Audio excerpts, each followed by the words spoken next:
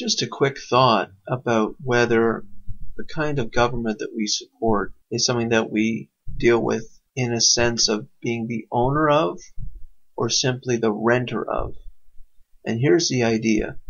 So of course, we treat something better if we own it than if we're simply renting it. So if we own our house or we own our car or we have it is our property, our own land, we treat those things far better than we do public land, rental cars, or places that we're renting or simply visiting, or hotels and things like that. Right? You don't really clean up after yourself with a hotel as long as there's not damage done, because they can get you for that.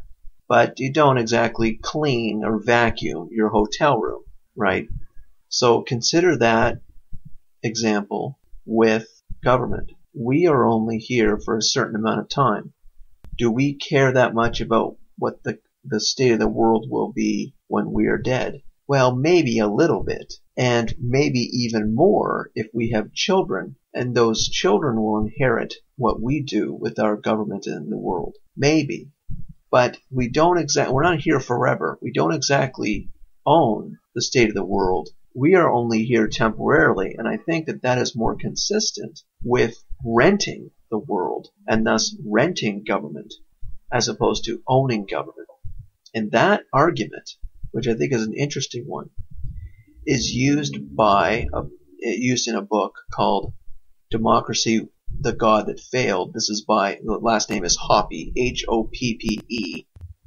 And he makes that argument and says that really democracy, the governments that we have now, are really one of rent, and that economic relationship actually is consistent with how we rent other things in our own lives. And it seems to explain why democracies tend to move left and tend to move in a more expropriating character to extract more wealth for itself despite the long-term economic consequences.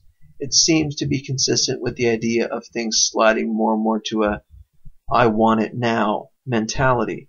And what this Hoppe guy instead, he suggests, I don't know if he's for it, but he suggests that actually with a monarchy, at least that king was there until he died, and therefore he had to have a more responsible, even more adult-like behavior or approach to the country, whereas democracies seem to be more of a child-like approach, meaning that they just want more and more stuff, and the democratic politicians say, well, what do you want? I'll just give it to you. We'll raise taxes on the rich or whatever, and we'll provide you all the goodies and all the free health care and all the free stuff, right? Just like a candy store. Whereas the monarchists might have been more adult and strict and more long-term, because that king had to keep things running as long as he lived. And I guess in the past, if he failed to do that, he might be killed. He might have a coup that would off with his head kind of thing. So, and in response to that, you may not necessarily advocate a monarchy. Certainly the criticism against democracy, I think, is a sound one.